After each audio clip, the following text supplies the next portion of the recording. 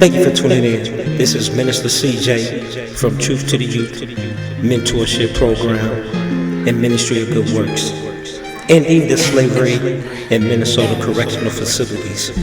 A call for action and redemption.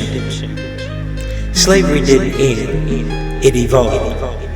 It changed its name, but not its nature. Today it exists in the prison system, hidden behind illegal loopholes that allow the forced labor of incarceration individuals. Minnesota, like many other states, still uphold this modern day bondage under the 13th Amendment, which permits slavery and involuntary servitude as punishment for the crime. But punishment should never be an excuse for exploitation. I speak from experience. I was once shackled behind those prison walls, forced into a system that saw me not as a man, not as a soul in need of redemption, but as a cheap labor, just another body to fuel a machine that profits off of human suffering. I have lived the reality of prison labor, working long hours for pennies, with no choice, no voice, and no way to refuse without facing retaliation. It was slavery, plain and simple, and I am not alone.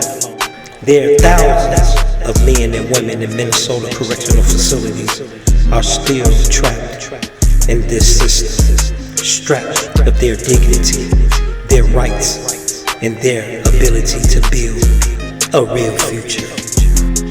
Why should we end this? Because work should be a choice, not a change. If rehabilitation is a goal, then forced labor is the enemy.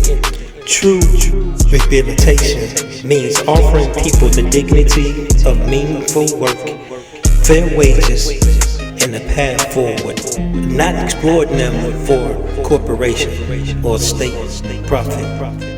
Because families are being robbed when an incarcerated individual is forced to work for little to nothing. Their families, many whom already struggle, are left without support. Children grow up without fathers, mothers, are left to fend for themselves, and cycles of poverty continues.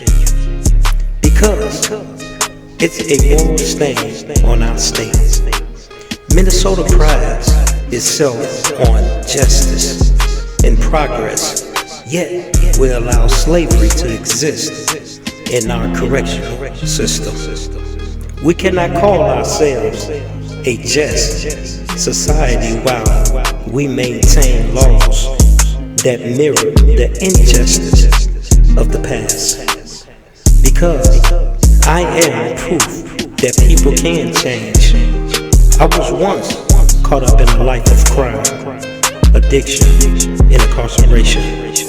But I stand today as a man of God, a mentor, a community leader. The system did not change me.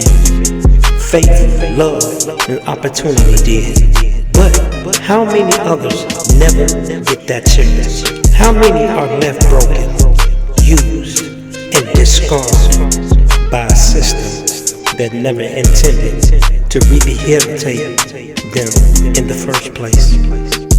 A call to action.